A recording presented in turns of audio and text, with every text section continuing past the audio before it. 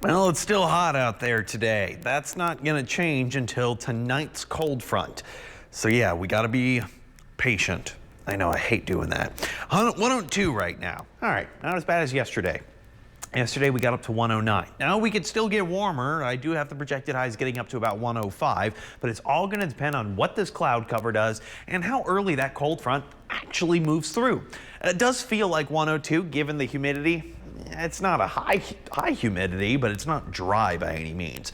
But some places are already seeing the impacts of the cold front. Just look to the north. You see a lot of yellow up here? That's the line of the front. Seminole down to 91. Hobbs down to 91. I-20 corridor 100 to 102, even up to 103 in Snyder. Ozona being a hot spot today, 106. Dryden at 108. Much cooler in the high elevations and southeastern New Mexico. That's why they don't have the heat advisory in place anymore. But much of West Texas still does, with extreme heat warnings in the areas where that humidity level is a little bit higher. And you're going to be seeing those higher temperatures and higher feels like temperatures as well. That extends down to the Rio Grande near Dryden and Big Bend National Park. So it's going to be just for the rest of today, high triple digits, still those widespread heat warnings. So be sure to take breaks, drink water, and dress appropriately if you are outdoors for any extended length of time.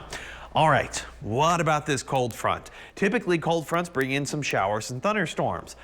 I'm not seeing much right now. I'm just seeing cloud cover kind of coming in right off of northern Mexico and even the western deserts.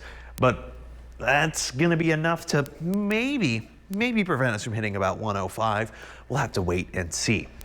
Overnight tonight, dropping down to normal despite a lot of cloud cover. Well, that's the cold front. Northerly winds, oh yeah, that's a telltale sign of a cold front. Small rain chances, so let's break down where those rain chances are going to be. Not so much for us. We're just going to be stuck with a lot of cloud cover, maxing out tomorrow in those upper 80s, lower 90s. Below average for this time of year. What? I know. Here, let's check that out. Whoa, late tonight. That's going to be out toward much of the I-20 corridor, extending even out toward Fort Worth right there too. Check that out. Brownwood, Abilene getting some of those storm impacts. I'm going to step off so you can see where that stuff goes, mainly impacting much of the I-35 corridor. San Angelo getting some action early tomorrow morning, and then we start to get action more so toward Friday afternoon. Showers and thunderstorms popping up near I-10, and now the model data is really not supporting a whole lot of action for much of us. Great, because just 2 hours ago it was.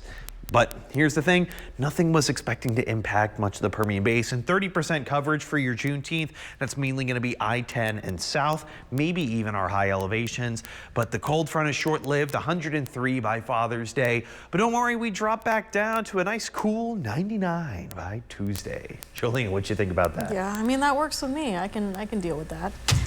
Up next.